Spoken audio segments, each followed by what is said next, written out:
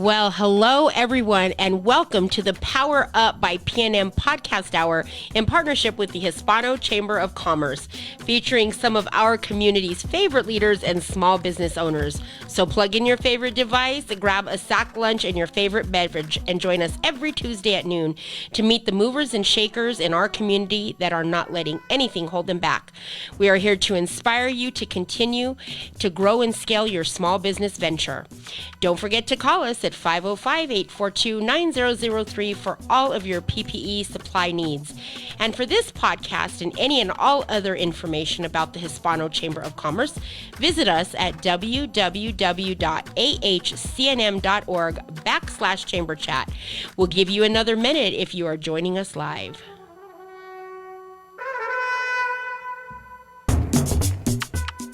Hey, welcome New Mexico. How are you? It's your host, JP Espinosa with the Powered Up by PNM podcast.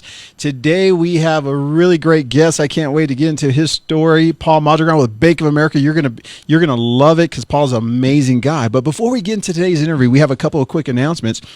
So if you're ever wondering, like, how do you get involved in the community and what is going on in the community as we're starting to open up and you want to meet new people, if you go to our chamber's website and you go to our calendar of events that are taking place, you're going to find out so many wonderful events that are taking place where you can get out and meet people and maximize your membership with the Hispano Chamber of Commerce. So go to our chamber website, the Hispano Chamber of Commerce website, look for our community events because there's going to be a lot of great things that you're going to come out and visit with. Now, and one of the things that the chamber is constantly doing, we're doing new ribbon cuttings for our members. This is a great place to get out into the community, meet local business owners and other people who believe in furthering our community through chamber members, which is our ambassador committee, and you're going to meet some wonderful people. So come out to one of our ribbon cuttings, or if you're one of our members and we haven't done one for you, hey, let's schedule a ribbon cutting just for you. So just know that's contact our office and we'll be more than happy to set that up. In addition, as COVID situation still is going on here in our state, if you're in need of PPE supplies, the chamber is your supplier for PPE needs. And so in order for you to qualify to get free PPE, you must be a business under 50 employees. You must conduct business in the Bernalillo County or City of Albuquerque limits, and you must provide your business information. Now, don't forget to register online when you come by and pick up your PPE supplies here at the chamber. We're open for PPE supplies from Monday through Friday from 9 a.m. to 1 p.m. Now, next week, we're going to have Jack Townsley, who is the CEO of Optum Healthcare. You're not going to want to miss that. But today we have our special guest, Mr. Paul Mondragon. Welcome to the show, Paul. All right. Thank you, JP. Glad to be here. Man, we're so glad that you are here, man. So how's life treating you?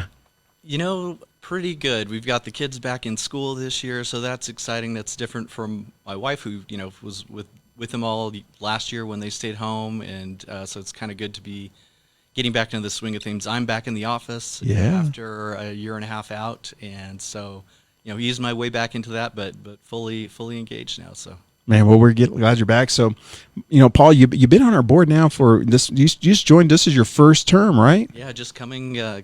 First term, first year of my first term. Yeah, how are you enjoying it?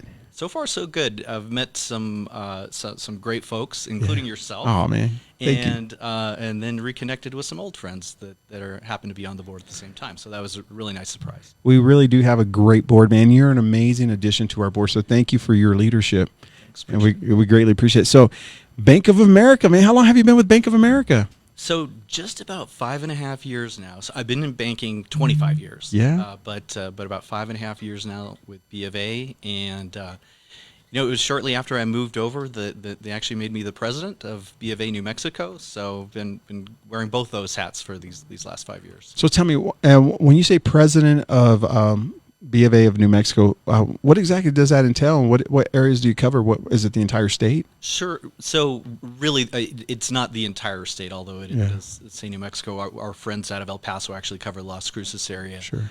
But what falls into my area generally, Albuquerque, Rio Rancho, a little bit south, Las Lunas, Belen, up to Santa Fe, and then we do have a couple of branches out in Farmington and Gallup as well. Wow, so you have quite a bit of a span there. A bit, yeah. Yeah. All the northern part of the state for sure. Man, president is a big title. What is your responsibility as president of the bank? Sure. So that covers, basically, of course, taking care of our customers. Sure. So customers, employees, and then the community service work. And the way that all works out is, I'll just start with the community service. That's how we engage with our foundation, how we bring, the bulk of B of A in supporting the community, whether it's, Roadrunner Food Bank, the Chamber, paying our dues, so that kind of good stuff. All the charitable work we do out in the community. We bring about $1 million annually that we're able to distribute amongst all of our not-for-profit partners here in the state. So that's what we do there. And then with the employees, it's employee satisfaction, making sure that they feel like they're being heard. So like if I walk into a branch or into a Merrill office, that people know they could engage with me. That if they ask for something, we're going to be able to do. We may not be able to do everything, but we're going to do our best to at least show them that they've been heard and advance those things that we can. Right. And then it's also getting them out to volunteer, making sure that we're, another way that we get back to those those not-for-profit partners is volunteering out there as well. And then customers, just taking care of them. And so it's Merrill, it's our other investment group, Merrill Edge, and then the branches. My line of business, commercial banking. So I'm still, I've got two hats that I wear. I'm a commercial banker as well as the president, and in just whatever a customer needs, pretty much Bank of America could do it. That's right. I mean, if the credit being one thing, you've got to be, a strong company, and in order to get the credit, but man, we could bring Wall Street to Main Street. Right. Here in New Mexico. So you really cover the whole gamut. We really do. And that's awesome. And I've got those partners, that I've, got to call a couple times here to take care of some business out of Chicago, out of New York, out of LA. I'm having a guy from LA come out here later this week. We're going up to Santa Fe to meet with somebody, and so that's super cool, man. Hey, do you mind if we dig a little bit deep in terms of the commercial aspect? You know, because what we're seeing right now is that businesses, some businesses are just really booming, and businesses are getting back on their feet. Now we're in post-pandemic. Yeah, that's really going on, and I've told people throughout the pandemic that so much of what I've seen, it's been a tale of two economies, because there are certain things, one of our board members, won't mention the name but his business, man, and they're in construction, and they've just rocked it. They've just done so well throughout the pandemic. Just crushed it. Didn't slow them down one bit, and that's contra-cyclical. Usually in a downbeat economy, it's the contractors that get hurt first, but these guys just crushed it and did killer. And of course, everybody knows service industry.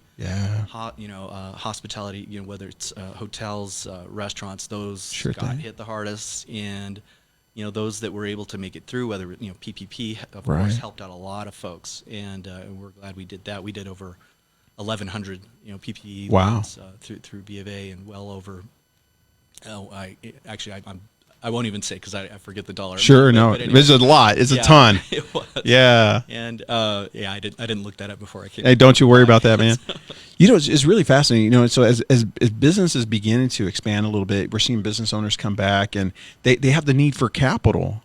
They do. They do. Yeah. So and especially some, like I said, some of those that have done well, and they're growing, and so they need capital for growth. Others that have kind of muddled through and things are coming back now. It's like, well, upgrade some equipment, some technology. That's right. Look at the technology we're using here today. Right. And I know you did so many. We were on many Zoom calls together. Yeah, you bet. And the bank invested in lots of computers, and so people could have that at home. Sure. Because we had to abandon a lot of stuff at the office. Yeah, we did. And so we were able to do that. Anyway, so people are adapting to new ways of life. Those hospitality, they switched from, pick up or dine in at the restaurant to a pickup model. And anywhere these days, any restaurant that is still open, and you're gonna be able to order online or and get that ready for you for pickup. Right. So many folks have invested in that kind of technology to be able to move forward. So as people have the need for capital, and they're coming to Bank of America and other institutions as well, but we'll just put in the whole general banking industry, but we love Bank of America. Thank you for all that Bank of America does for the Hispano Chamber. But with that said, are you seeing that that clients are getting the money that they're requesting for, or what are some of the, are you seeing that? Are they, so if a person comes in and applies for, I don't know, $100,000 capital loan, are you seeing that, people are able to get those? I'll say it depends. And wherever Sure. you are in the cycle, it depends. Right. If you've been able to manage your cash flow, Yeah. and can demonstrate that you're able to repay a loan by your historical cash flow, Right. yeah, you're going to be able All to day get long, a loan. huh? Yeah, whether it's with B of A or a smaller bank, Right. or local, then yeah, the capital's available. Banks, not just B of A, but as you said, throughout, we are flush with cash, Right. and we just need opportunities to get it out the door. But it does, have to meet credit criteria. See, I kind of asked this question, kind of set it up, right? Yeah. Because here's a setup, right? And it's not necessarily set up for you, but really helping our listeners and the small business owners who are listening to this podcast right now. A lot of times they're saying, oh man, I need to expand. I need to buy new trucks. I need to buy new equipment, whatever it may be, right? I need a new location. And they go to a lending institution, right? And all of a sudden they're like, man, It's tough. it's tough. Yeah. Like I can't get this loan. I was just denied. Yeah, that's where you want to talk, like before you go in for a loan, because there's a lot of stuff that goes into it, Right.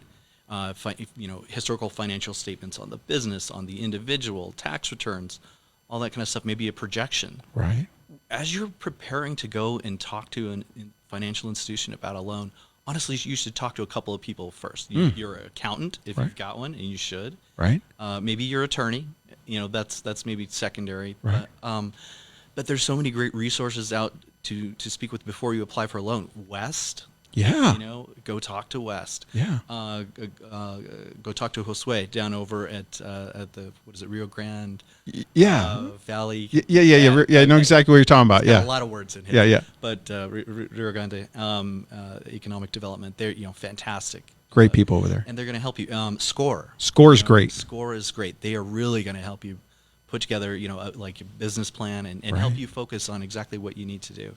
And in working with them, you're going to have a nice financial package Right. that you then move to the bank. Because if the banker has to kind of walk you through, and they will, we will do that, walk you through each piece, but it's so much better if you've got everything ready to go and can walk into a banker and say, here's what I've got, here's my statements, and shows you put thought into it, you're prepared, so you have an idea of where that'll go. You nailed some amazing resources, because as we were talking to people in the community, and they're saying, JP, I need access to capital, especially I'm seeking a loan. But you're exactly right. We have SCORE, we have West, we have the Rio Grande Economic Development, right? There's so many right here at the Hispano Chambers. There's a bunch of resources that they can come right here to us, and what we're seeing is I left that one open for you. Yeah. Well, I had to take it because I'm wearing my proud Hispano Chamber pin today. But I'm a super proud member, right? And so, but you're right here at the Hispano Chamber of Commerce. If you call Paco, right, who has been our sound engineer today, thank you, Paco the man. Boom. If you guys haven't seen Paco, he has nice hair. Not today. And not today. But if you reach out to the chamber, we can certainly plug you in. If we don't have those resources, we'll connect you. But what we're seeing is that business owners are not prepared because for whatever reason, and then they get frustrated. But how easy is it for someone to correct their situation and come back and reapply for a loan? How long does it need? Do you need like 3 months of cash flow, 6 months of cash flow to prove that they can repay that loan?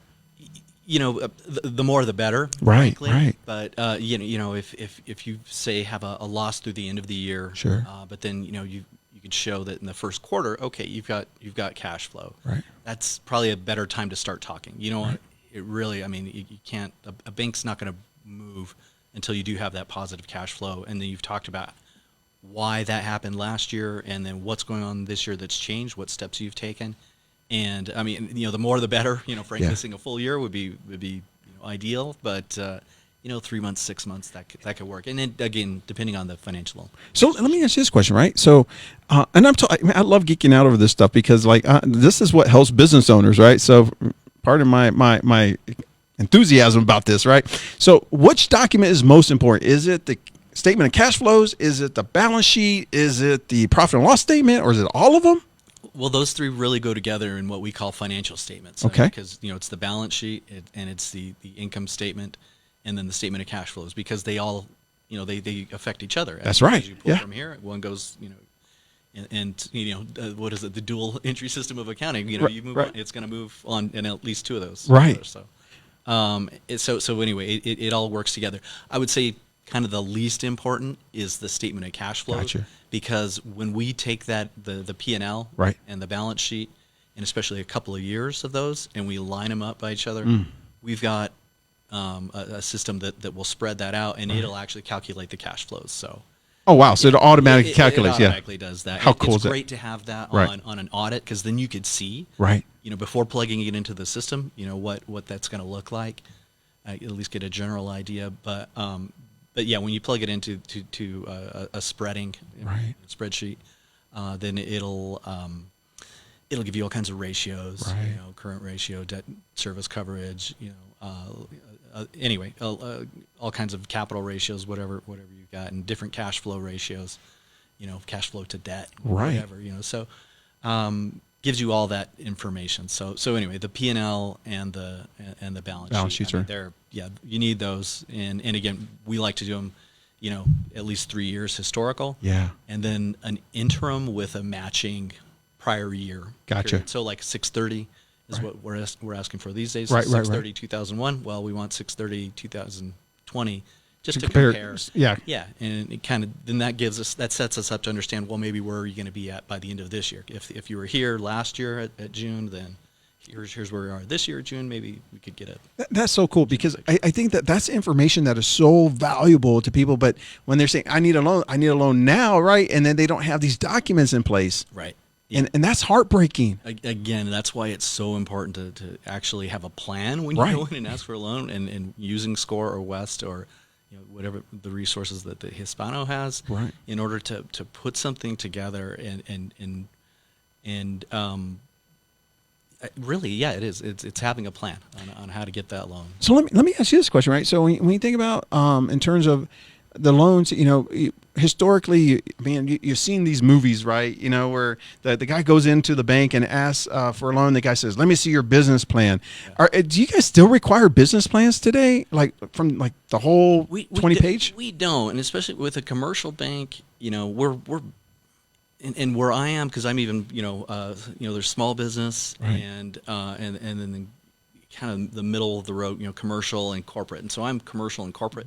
These guys who I'm dealing with, generally, they've been around a while. Right. And so, we don't need a business plan. It's like, what are you going to use it for? And it's like, more of the same. I need more trucks to deliver more stuff, or an airplane, or whatever it happens to Yeah. be. And but yeah, a business plan for that isn't really necessary.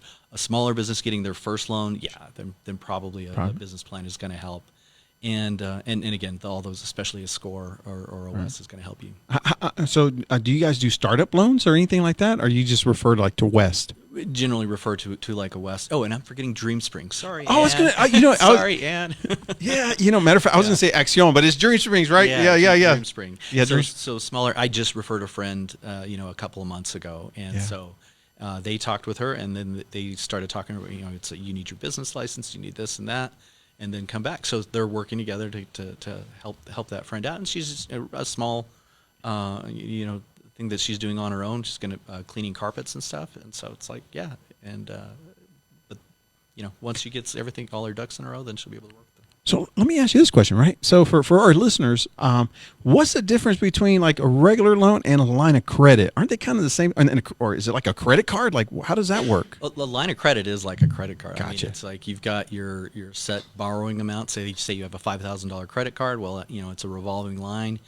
You can borrow against it and pay down as you will. Right. And with a credit card, those are more open-ended. Sure. As long as you've made your payments, under the terms, Right. whether that's interest only or whatever, they'll leave that open for Right. quite a while. But with a bank and in a line of credit, generally that's going to be a 1-year line of credit. Gotcha. So you've got to watch that, and you've got to manage that and manage that maturity, understanding that, the bank's going to need more financial statements, because it's not just your $5,000 personal card. Maybe it's a $100,000 revolving line or more.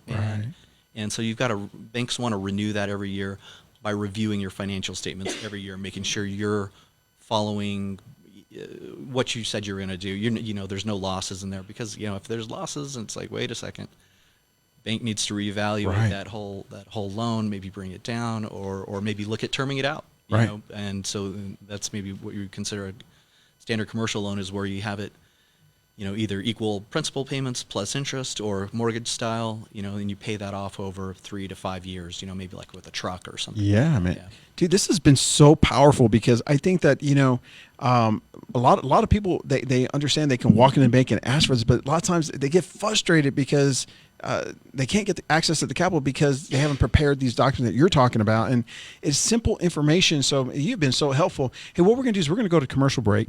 And when we come back from commercial break, we're going to hear Paul Mondragon, the story, man. We're going to learn more about you, man. So let's stay tuned. It's a short story. That's a short joke on myself. That's funny. New Mexico has long been a land of potential. We could be this, we might do that, someday. For renewable, affordable energy, someday is today.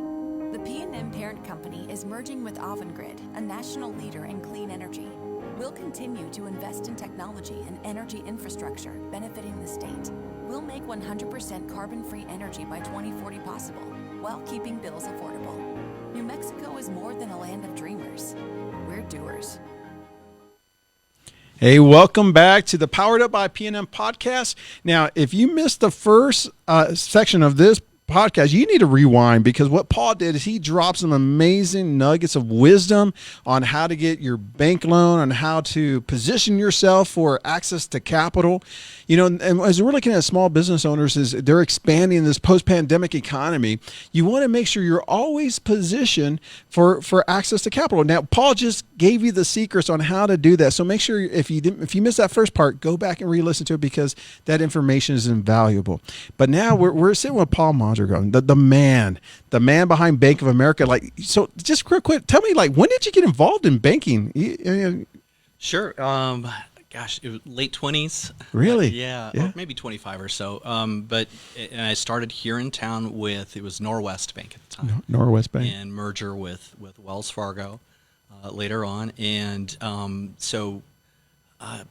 anyway, started out really at the front line, you know, Right. not on the teller line, but you know, as you know, opening accounts. Wow. You know, kind of customer service rep type of person, and that was my first real job out of college. Bartender and waiter before that, so I still make a pretty mean margarita. Yeah, come on, baby. That's what I'm talking about. Come on. I do. And my dad's recipe originally, but I've changed it up. And anyway, so yeah, that was like 25 years ago. Yeah. And had the opportunity to move with Wells to Texas. So Yeah. What part of Texas? originally San Antonio Okay. for about a year. They had started up an SBA, Small Business Sure. Association lending program, where they had centralized it. So they Right. got people that that was the key, that was the core of that line of business, was just doing SBA loans. Right. When I first started in banking, there was like, you know, maybe you'd have one person at a bank that kind of knew how to do that, and it was a specialty, but it wasn't a whole program to be able to help people. Right. And so Wells had the idea, you know, let's centralize that. We'll get specialists and put them out, and then their business partners can work with them. I looked at it and I was just like, well, that's some amazing knowledge. There was a woman I worked with, Myra Sabine, who she was the only one, like in Albuquerque, in the bank at the time, that knew how to do that. And I was like, I want to learn, you know. Right. So I, moved to Texas, and as they opened that up, and it was just a great opportunity. They paid more in Texas. Yeah. You know, gosh, I mean, being able to move around a bit. You Yeah. don't want to do it all the time, but strategically moving, even if it's lateral. Right. That definitely helped me bump my salary Yeah, all day over long, the baby. years. So, Ka-ching. so anyway, SBA lending, and so did that in San Antonio for a while. An opportunity opened up in Dallas for me to do the same thing, same company. Wow. And then as I was doing that for a couple of years, it was just, there was so much demand for SBA lending, and it got to be kind of difficult working with 80 different customers in a zillion different ways, where they didn't have their business plans to put together their financial statements, and so it was like pulling teeth doing all these things, and I was like, it got a little frustrating. So I found another opportunity with another job, and it turned out it was with the large corporate banking group at Wells Fargo. I had a lot of history as an underwriter by that time already, and so I was underwriting Fortune 500 companies. I was actually underwriting Southwest Airlines and American Airlines when 9/11 hit. Oh, wow. 20 years ago. Wow. And so had to just really dig in and understand what's going on with the airlines at the time. And really that was a fascinating contrast between Southwest and American Airlines. I bet it was. Yeah, Southwest was in a very strong position, and American was having a tough time at that time. So just capital-wise, one had a lot of free and clear assets and cash, and the other didn't. So anyway, did that, and then had the opportunity to move back to Albuquerque shortly after my daughter was born. Yeah. My wife had family here in town. Of course, my parents were here, and so the opportunity to move back. This is all still with Wells.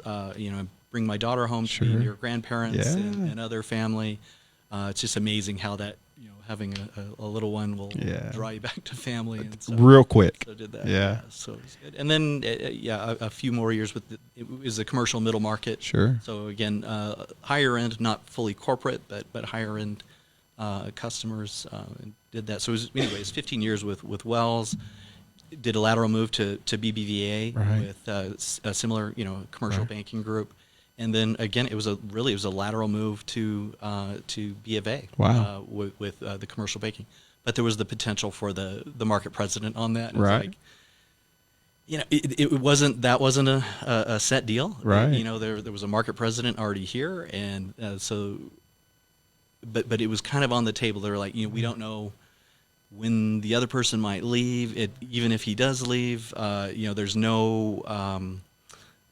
Guarantee that you'll get it because other people are going to want this position. Right. And but it was just such an amazing opportunity. I was like, I'm going to go for it. And it's Bank of America. How cool. So I came over, and then 3 months later, that guy left. And again, nobody knew that was going to happen. He got another market. He was our Merrill head. Right. And he got an opportunity in a much larger market. And so. Anyway, opened up, interviewed, and they interviewed a few other folks, and I got it. Man, had the history, the family history, some connections, so I was very, very thankful for that. Man, well, congratulations on all your success. Thanks. So, were you born and raised right here in Albuquerque? Well, I mean, honestly, it's funny. I was actually born in Phoenix, and I'm like almost ashamed to say it because my parents are from here. Yeah.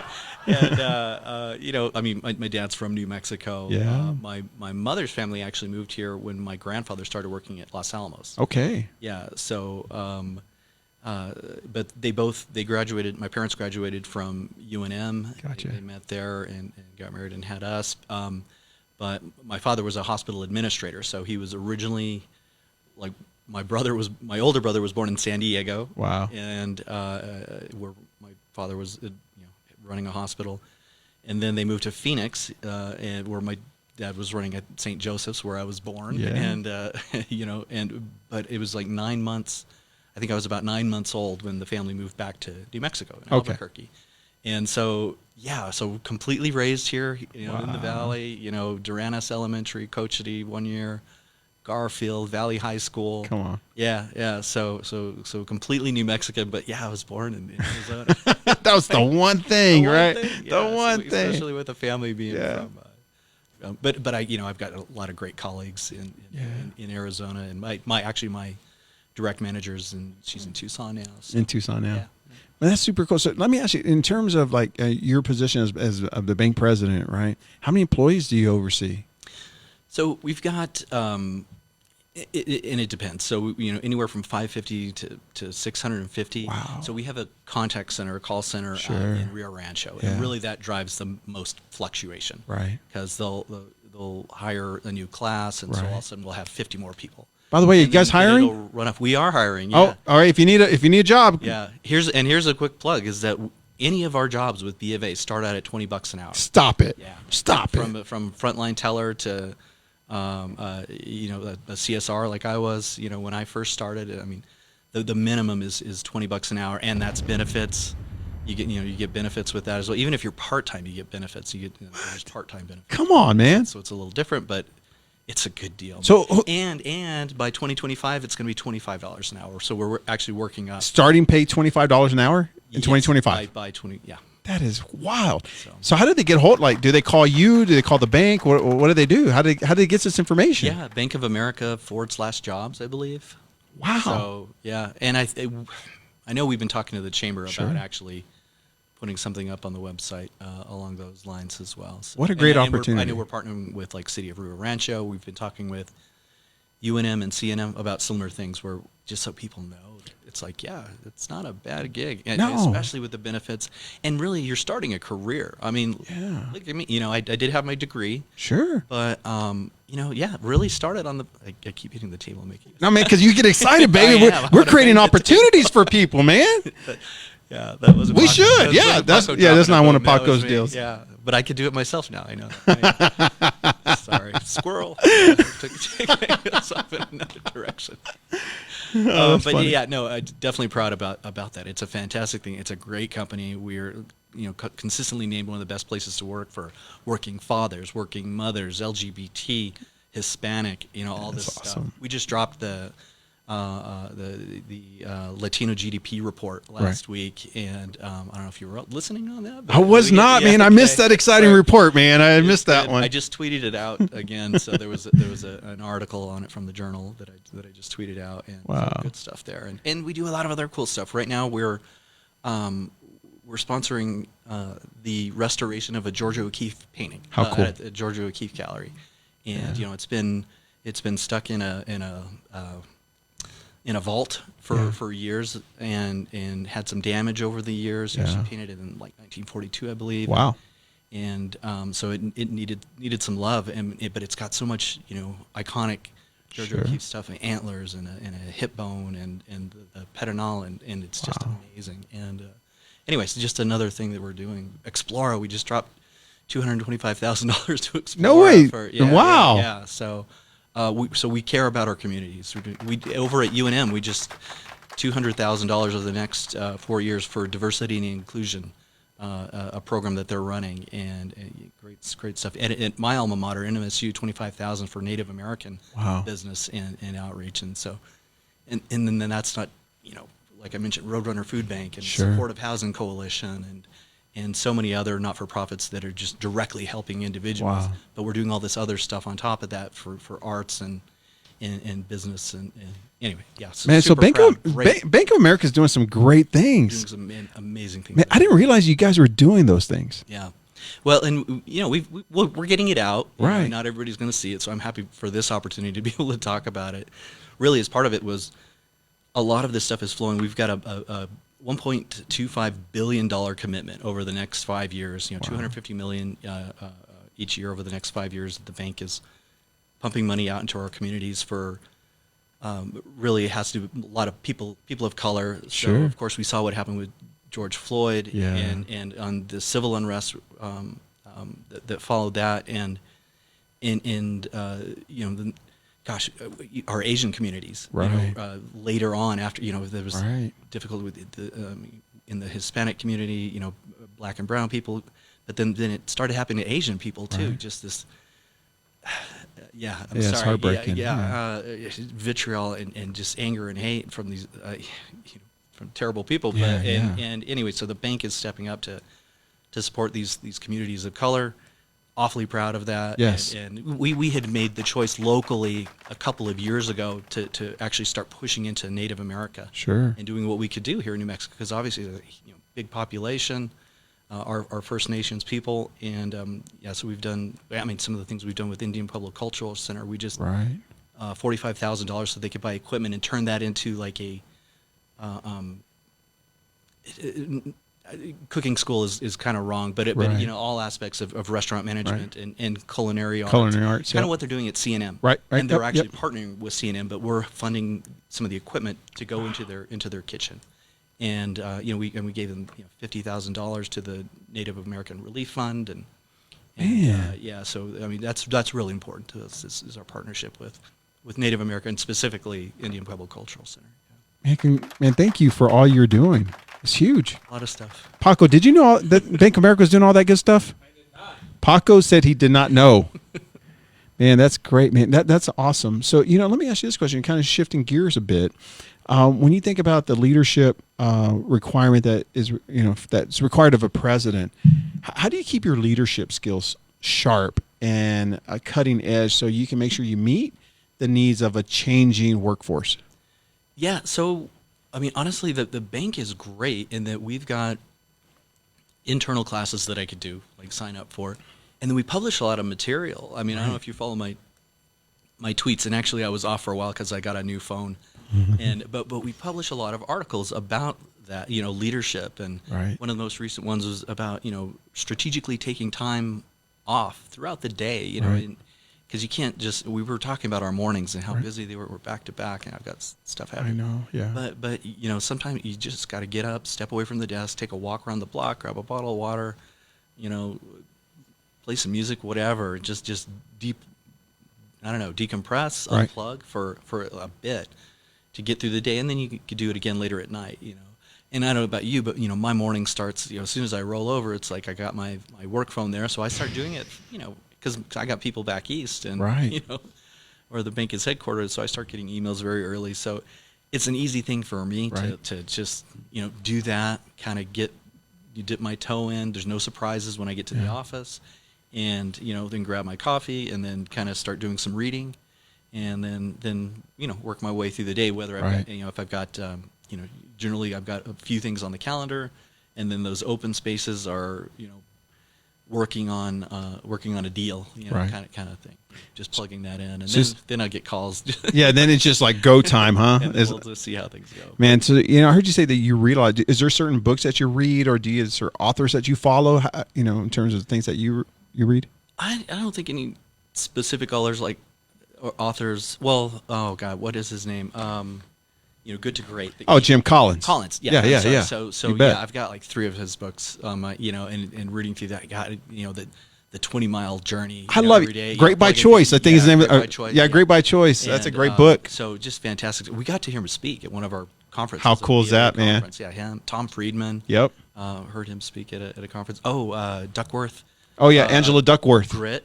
Yeah, great book. Got to hear her speak and big technical, but it was a good book. Yeah. So some solid stuff like that. So the bank is great in that it has those opportunities, and it's like, okay, yeah. Well, and you don't want to be the one that didn't read it. I know. Yeah, you're like, are you that dude, Paul? No, I read my chapters. Grit, yeah, no, I read my Grit. Yeah, and I love that book. And actually, I'm not involved with this current at this time, but we've actually got a local book club going with some leaders, and so they're reading something right now. I skipped that one for now, but yeah, that's super cool. We did a book club earlier this year in our company, Virtual Selling by Jeb Blount. Okay. And it was a pretty good book because we had a shift in the current pandemic situation, right? It's like, how do we really maximize sales through virtual selling? So that's super cool. I like to read. I ordered 3 new books on Amazon this morning. Oh. So I'm pretty excited. They're going to come in on Thursday. Yeah. So I gotta say though, what I'm reading now is Black Sun by Rebecca Roanhorse. She's a Native American author. Yeah. And I read one of her books last year, and I'm forgetting what that was off the top of my head, but it was so cool. What was it about, man? Tell me. That one, it mixes like Native American magic and culture and history and mythology into current day. So that book actually takes place like a little bit in the future after some devastation has happened, and takes place over like basically the Navajo Nation areas of Arizona, New Mexico, and there's this woman and she's got a family history of like curandera or kind of totally get it. Shamanism within her family, and then she has to battle some people, and it was so good. Was it good? Yeah, and so I'm reading this other one now called Black Sun, and but same author, Roanhorse, and it's a little bit more mythological, but it dips more south, and it's not like true tribes or cultures of like more Mesoamerica, Aztec or anything like that, but it reflects them more than it does like our Native American tribes. And I don't know where it's going yet, but it's just fascinating. And then the Dune movie is coming out soon, so I'm probably going to try to reread some of the Dune books. That guy, and that's coming out next month. Big sci-fi. You enjoy it, huh? Oh yeah. Man, I tell you, I mean, I love a good story. You know what movie I saw last night? The Greatest Showman. Oh yeah. Have you seen that movie? Yeah, that's great. It inspires me. Yeah, gosh, Rebecca Ferguson? Yeah, she does an amazing job in that. She's a singer. Well, she doesn't actually sing that. That's another one. I'm forgetting something Shepherd, I believe. Right. Yeah, fantastic voice. It's a great storyline because I think what happens is just it really illustrates. All these storylines are important because I believe that in business is just a big story at the end of the day. And what I mean by that is that as you're working through things in life, we get to determine what our story is, and we really do, because we get to choose how we respond to certain things. And what I loved about The Greatest Showman and a lot of what Jim Collins and Angela Duckworth has put in their materials, that you got to really have a growth mindset versus a fixed mindset. It's just super cool. It just reminded me all the wonderful things that some of these storylines and books share. So. Right. Well, and growth could be measured in so many different ways. True that. But change is constant. Things are going to change, and so you need to roll with that. Of course, with Zac Efron and Zendaya in that movie, it's like there was this kind of culture clash with his parents. Right. That whole thing, and Zendaya's going to be in Dune, by the way. I know, right? Yeah, my daughter's already telling me, like, Daddy. Yeah, I'm like, I know, baby. I know. I'm so excited for that. She was telling me, all right, it's going to be fun, man. Hey, Paul, what we're going to do is we're going to go back to one more commercial break, and when we come back, we're going to talk about Paul and the Chamber, man. We're going to get into the good stuff. So let's go to commercial break. New Mexico has long been a land of potential. We could be this. We might do that someday.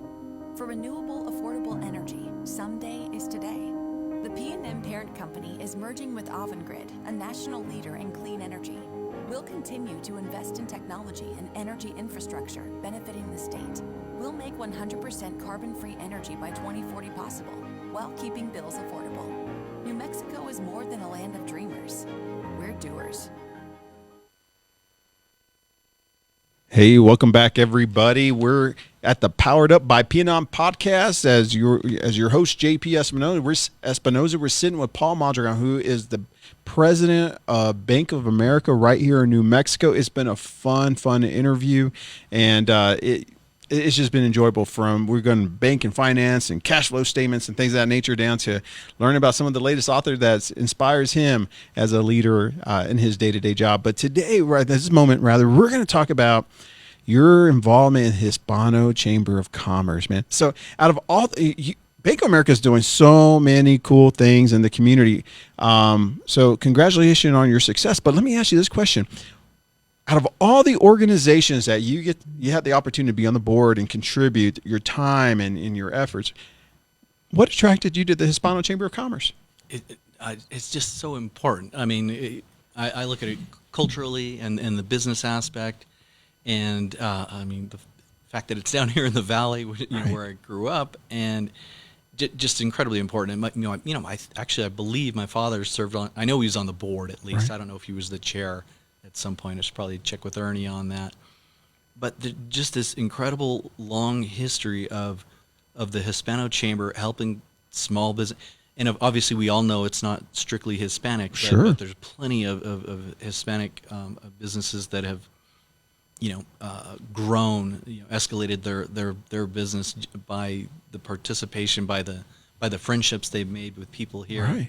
Right. Those connections being able to grow.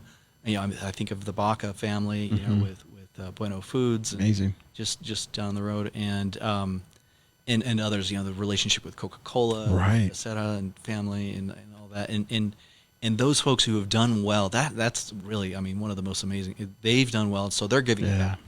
They're lending their expertise, their thoughts, their knowledge, and their dollars, in supporting in helping other small businesses grow, because that's how Albuquerque continues to grow. That's right. That's how people buy the green chili and the Coca-Cola, because we've got a thriving economy. Right. And they recognize that, and so they're going to lend their voice, their power to helping other small businesses grow. So that's where I come from. Is like, let's, what can I do? I'm in again a very proud position of being able to work in my hometown. Right.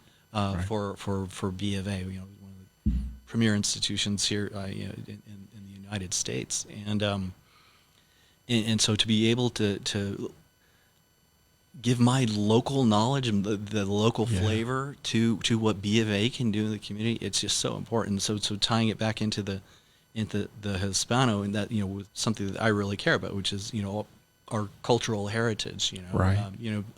Like I said, I believe my father was on the board here. Everybody, most people would know that he was also a state representative. Wow, I did not know that. Yeah, and then my uncle Roberto was lieutenant governor, as well as other positions, and so it's very it's important to me to like give back to the Hispanic community as well, and then the fact that it's about growing business. I mean, it just ties so well in with what I do at the bank. That's so it just good. Makes so much sense. And Yeah, I mean, Hispano Chamber's legacy. yeah, It's going to echo on for decades for all the work that that your father and all the people who worked. I mean, who followed him until the work that you and I are doing. And what I love about the Hispano Chamber is that we're so forward thinking in terms of like we're trying to not just help our current community, but the community that's going to come.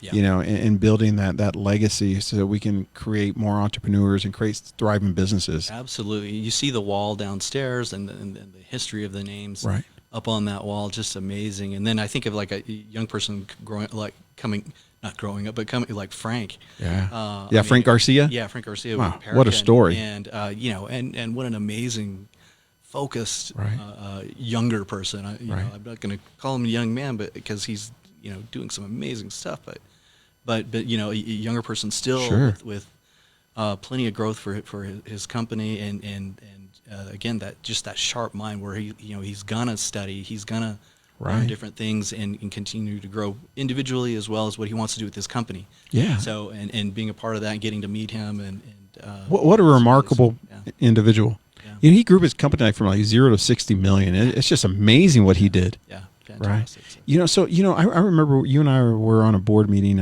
probably when COVID first started, and mentioned that you did a lot of work in the minority business development space or working with minority businesses. Did I understand that to be correct? Maybe just in the fact that we support what the bank does. Okay, fair enough. Touched on earlier. So I mean, obviously helping with the Hispano Chamber, but we've got connections with the African American Chamber of Commerce here. With ABC, the Asian Business Community, or Coalition. I'm forgetting Crystal Ciarza. And her group. Yeah. Another fantastic younger person who's just like, I mean, God, just gonna kill it. Killing it. Yeah, absolutely. And again, she's not stopping with herself. It's not just her. She's giving back. She's doing the hand up, not the hand out. And working with the Asian community and lifting them up. So let me ask you, some really great people and just the folks that you're just celebrating right now, which is amazing. So for those people who are listening, they're wondering like, how does someone build deeper connections and build these relationships? What is your secret to building really great connections in the community? Honestly, it's just, it's stepping out, getting involved. I'm trying to think of what the first board I was on was. It might've been just my neighborhood association board, honestly. And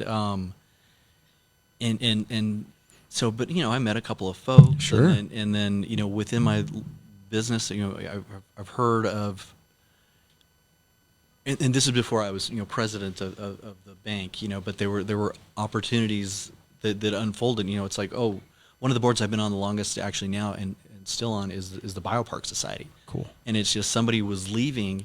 They knew I had little kids. They knew I had an interest in the biopark, and so they're like, "Hey, I'm happy to put your name forward for this." And it's like, "Yeah, okay, great." And on and off, I've been part of that board for well over 10 years. Wow. Yeah. You have to drop off for a year every once in a while. Right. I roll off at the end of this year.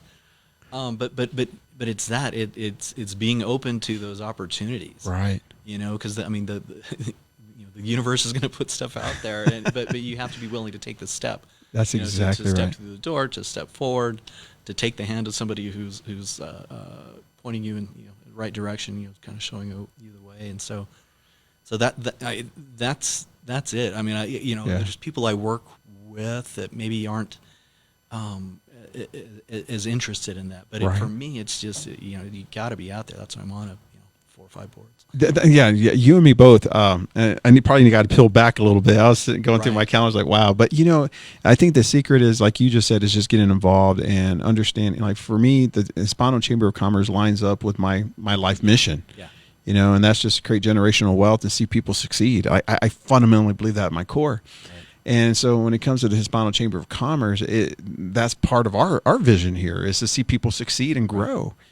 And it's so easy to pour myself into this organization, meet wonderful people like you and the rest of our board and our members. By the way, let me brag about our ambassador committee. Man, our ambassador committee is thebomb.com, man. They, we don't give them enough praise, but our ambassador committee is amazing. So big shout out to you guys. Our board is dedicated. They show up every month to our meetings and get involved in certain projects. But I got to tell you, our ambassador committee, they're like at everything, like all the time. Yeah, you see the ribbon cuttings that you talked about as part of our lead-in. Yeah. And that was just amazing. It seems like, yeah. And so I think, like, for someone who's wondering, like, how did they get involved in the chamber, come join the ambassador committee. I think that's like one of the best ways to build connections. And as you start visiting with like-minded people, you're going to create synergies. You're going to create momentum, and you're going to have a lot of fun in the process. Yeah. Yeah, absolutely. I mean, because it gives you the opportunity to interact with somebody, and I don't know, maybe they're not going to join the Hispano board, but if they meet you and it's like something else you're on, maybe there'd be a good fit there. But but it could come back, full circle too, and it's like, oh well, you know what, I actually do want to be in the Hispano board down the road, or Hey, so, as we're getting to wrap up our show today, which it's been a great show, it's been a lot of fun today, Paul. Let me ask you this question in terms of giving advice to people who are out there about, getting involved. What are some of the thoughts or some of your, how would you like to share your heart and tell, if you talk to our membership, like, hey man, what advice would you like to share with them? Yeah, I would say start off first with something that you really enjoy. Yeah. Like I was just, again, that's why I'm still involved with the Biopark Society. I have to roll off this year because of the way it's structured, but start with something you love, because then you care about that. So you are then getting invested in, I'm a banker, so I'm always put on the finance committee. Sure. Yeah, for sure. But, it's like, I want the Biopark Society to do well. So I'm looking at the audit. I'm looking at the financials, understanding where, the transactions are going on and where the dollars are going. And I care about the society and the animals at the zoo. And so that's why, so I put my whole heart into that. Right. If it was something a little less interesting, then I don't know that I would have, learned all the things about being a good board member. That's right. On something kind of, more professional. Right. First. Right. So do something first and foremost that you really like, and then you could get into the others after you've kind of learned the ropes about how to, because then you have that skill set that you learned because you liked it. It's good stuff. And then you move that on to something else, but you know how to do it, even if it's not that super cool thing that you really love. Man, that's so good, and you're exactly right. Find that passion that you're that you connect with, because that's where also you're willing to give more, even sacrifice to some degree, right? Yeah. Because it takes. There's some times where you sacrifice, you give up something to give your time and your energy to something else.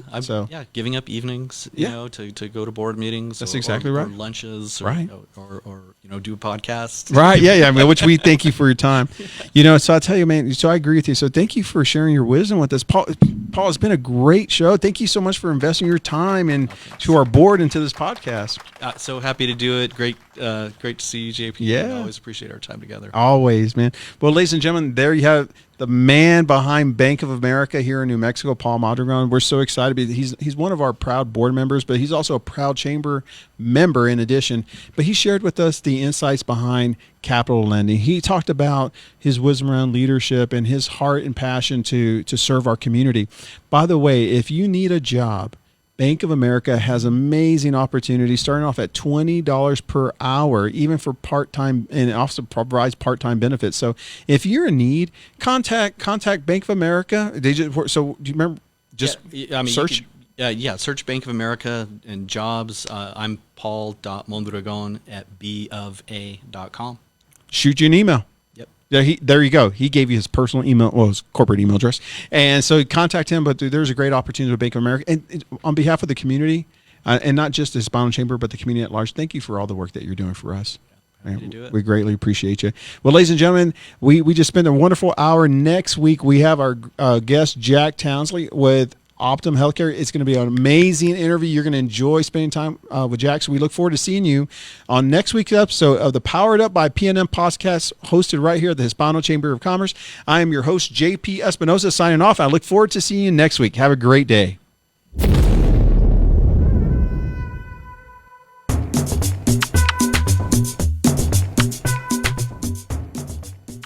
Thank you, everyone, for joining us today for the Power Up by PNM podcast hour in partnership with the Hispano Chamber of Commerce.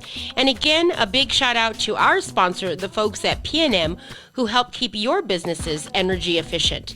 Don't forget to join us every Tuesday at noon to hear from those in the community that are moving us forward. And for more information about the Albuquerque Hispano Chamber of Commerce, call us at 842-9003 or visit us online for more information at www.ahcnm.org. And to replay this podcast, add a /chamber chat.